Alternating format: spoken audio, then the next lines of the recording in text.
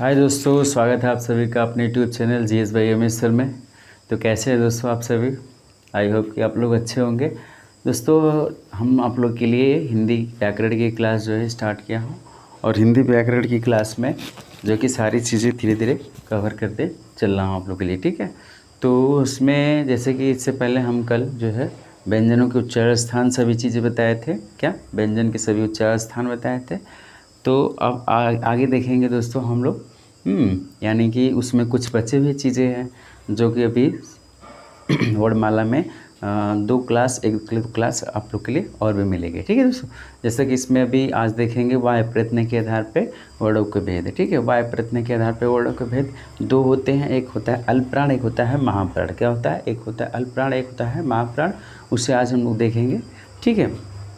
तो आइए स्टार्ट करते हैं दोस्तों, ठीक है। आइए स्टार्ट करते हैं। और ये दोस्तों सभी परीक्षाओं के लिए, जिस भी परीक्षा में हिंदी आती है सभी के लिए महत्वपूर्ण है। ऐसा नहीं है कि यूपी टेट सुपर टेट के बच्चों के लिए सीटेट के लिए ही ये क्लासें हैं, ऐसा नहीं है, ठीक है। आप यूपी कांस्टेबल का, चाहे लेखपाल की, चाहे बीडीओ की, जो भी परीक्षा जिस भाई को देना है हिंदी जिसमें भी आती है, सभी के लिए क्या है, इंपॉर्टेंट क्लास है, ठीक है। आप ले सकते हैं। आइए देखते हैं। जैसे कि वाह प्रयत्न के आधार पर वर्णों के भेद, मैंने हेडिंग देखिए दोस्तों दे रखा है। वाह प्रयत्न के आधार पर वर्णों के भेद कितने होते हैं? तो दो होते हैं। कितने दोस्तों? दो।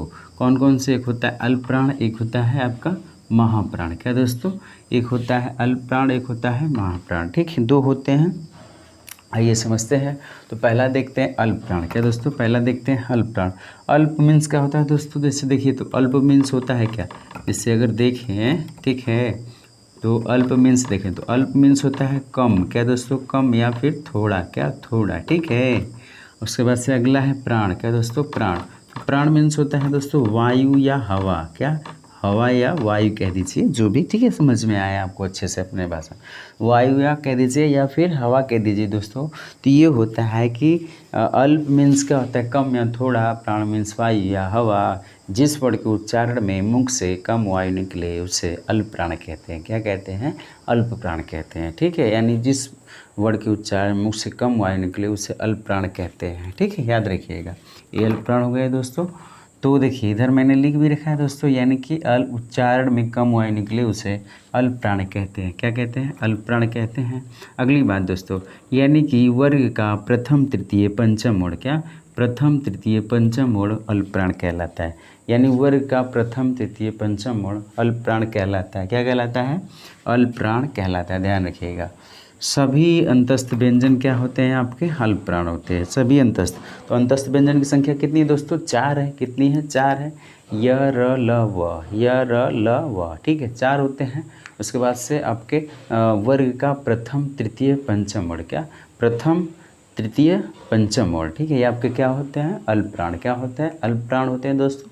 और सभी स्वर, क्या दोस्तों, जैसे कि आप लोग देख रहे हैं इधर मैंने लिख रखा है कि सभी स्वर, क्या, तो सभी स्वर आपके क्या होते हैं? अल्प प्राण। क्या होते हैं? किस में आते हैं? अल्प प्राण में ही आते हैं, ध्यान रखिएगा ना। जैसे इधर देखिए मैंने लिखा है कि वर्ग का कौन कौन से अक्षर आता है। तो इधर आता है क ग अंगा, च ज इया, ट ड ड़, त द न, प ब म, य र ल व, ये सभी आपके दोस्तों अल्प प्राण के अंतर्गत आते हैं। और सभी स्वर यानी हिंदी में स्वरों की संख्या कितनी है? 11।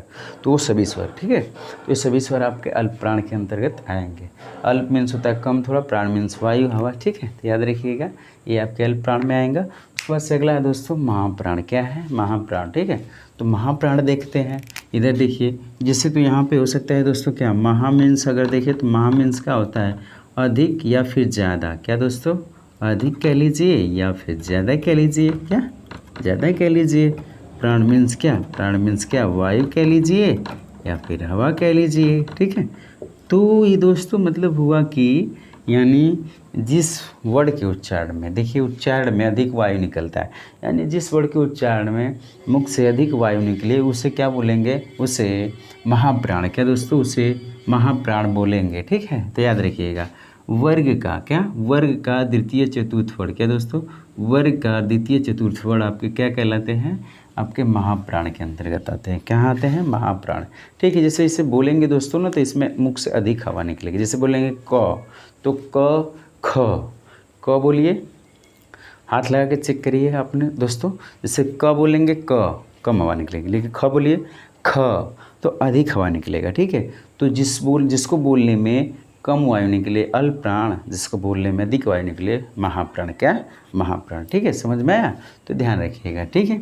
अगला दोस्तों इसी में से ऊष्म व्यंजन, क्या ऊष्म व्यंजन, तो ऊष्म व्यंजन भी सभी किस में आएंगे दोस्तों, तो ऊष्म व्यंजन भी आपके महाप्राण के अंतर्गत ही आएंगे, ठीक है। ऊष्म व्यंजन कितने होते हैं, इनकी भी संख्या 4 होती है, स ह, ठीक है। यानी कि दंती स, मूर्धन्य स, तालव्य स, उसके बाद से आपके शुद्ध का कल्य वर्ण ह, ठीक है। ये आप सभी किस में आएंगे, महाप्राण के अंतर्गत आएंगे। किस में महाप्राण, कौन कौन से, ख घ, झ छ झ, ठ ढ, थ ध, प सॉरी फ भ, स ह, ये सभी आपके किस में आएंगे, महाप्राण के अंतर्गत आएंगे। किस में, महाप्राण के अंतर्गत आएंगे, ठीक है।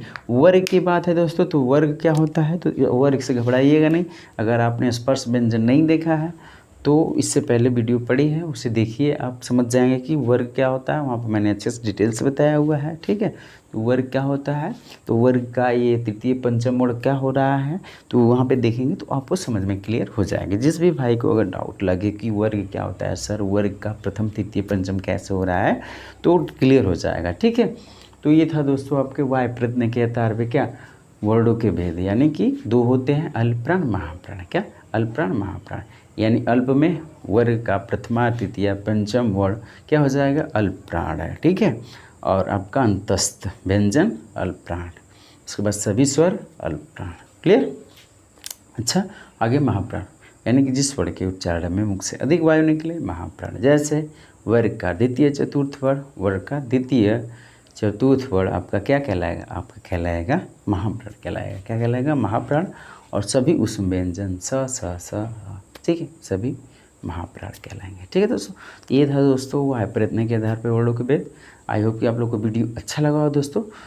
तो ज़्यादा से ज़्यादा दोस्तों, ज़्यादा तक लोगों तक क्या करिए, शेयर करिए, सब्सक्राइब करिए, लाइक करिए, एक अच्छा प्यारा सा कमेंट करिए। ओके दोस्तों, okay, bye bye, take care, love you दोस्तों।